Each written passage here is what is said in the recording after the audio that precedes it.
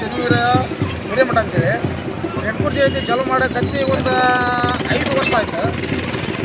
ಇದು ಜಾತ್ರೆನ ನಾವು ಎತ್ತಿನ ಮೊದಲು ಪ್ರಕಾರ ಮಾಡೋಕತ್ತಿ 3 ವರ್ಷ ಆಯಿತು. 2 ವರ್ಷ ಹಂಗೆ ಮಾಡಿದ್ವಿ, 3 ವರ್ಷ ಮಾಡಿದ್ವಿ.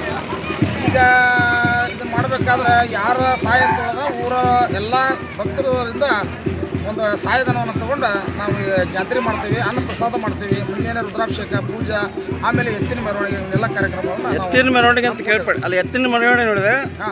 ಈಗ ಯಂತ್ರ ಮಾನವ ಬಂದಮೇಲೆ ಇಷ್ಟು ಎತ್ತು ಉಳ್ಕೊಂಡಿದ್ದೇವಲ್ಲ, ಅದಕ್ಕೇನು ಹೇಳ್ತಾರೆ? ಅದ್ರ ಬಗ್ಗೆ ಹೇಳ್ತಾರೆ.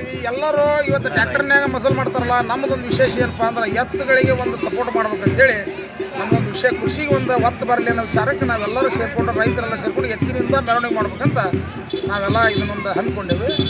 ಇದು ನಮಗೆ ಒಂಥರ ಖುಷಿ ಅನ್ನಿಸ್ತಾ ಇದೆ ಎತ್ತಿನ ಮೆರವಣಿಗೆ. ಯಾಕಂದ್ರೆ ಎತ್ತು ಅಪರೂಪ ಆಗ್ಲಿಕ್ಕತ್ತಾವೆ ಈ ಬರೋ ದಿನಮಾನದೊಳಗೆ. ಎಲ್ಲರ ಮನೆ ಒಂದೊಂದು ಗಾಡಿಯಿಂದ ಹೊರತು ಎತ್ತುಗಳು ಕಡಿಮೆ ಆಗ್ಲಿಕ್ಕತ್ತಾವಲ್ಲ, ಅದಕ್ಕೆ ಇದು ಒಂದು ವಿಶೇಷ ಅನಿಸ್ಲಿಕ್ಕತ್ತೈತಿ ಜನರಿಗೆ, ನೋಡೋರಿಗೆ ಖುಷಿ ಅನ್ಸಾಕತ್ತೈತಿ. ಇದೇನು ಕಲಿಯುಗ ಅನ್ನಿಸ್ತೈತೆ ನಿಮಗೆ?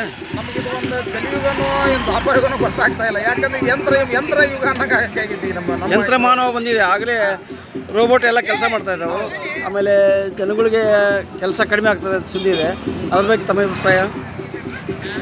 ಎತ್ತುಗಳಿಗೆ ಕೆಲಸ ಕಡಿಮೆ ಇಲ್ಲ. ಎತ್ತು ಮಾಡೋ ಕೆಲಸನೇ ಬೇರೆ, ಯಂತ್ರಗಳು ಮಾಡೋ ಕೆಲಸನೇ ಬೇರೆ. ಎತ್ತುಗಳು ಮಾಡೋ ಕೆಲಸದಲ್ಲಿ ನುಕ್ಸಾನ ಇರಲ್ಲ, ಯಂತ್ರಗಳು ಮಾಡೋ ಕೆಲಸದಲ್ಲಿ ನುಕ್ಸಾನ ಬರ್ತದೆ. ಅದನ್ನು ಸುಮ್ಮನೆ ಮಾಡೋರಿಲ್ಲ, ಹಳೆ ಸಮಸ್ಯೆ ಇದೆ ಅನ್ನೋ ಒಂದು ಉದ್ದೇಶಕ್ಕೆ ನಾವು ಒಪ್ಕೊಳ್ತೀವಿ ಅಟ್ಟ.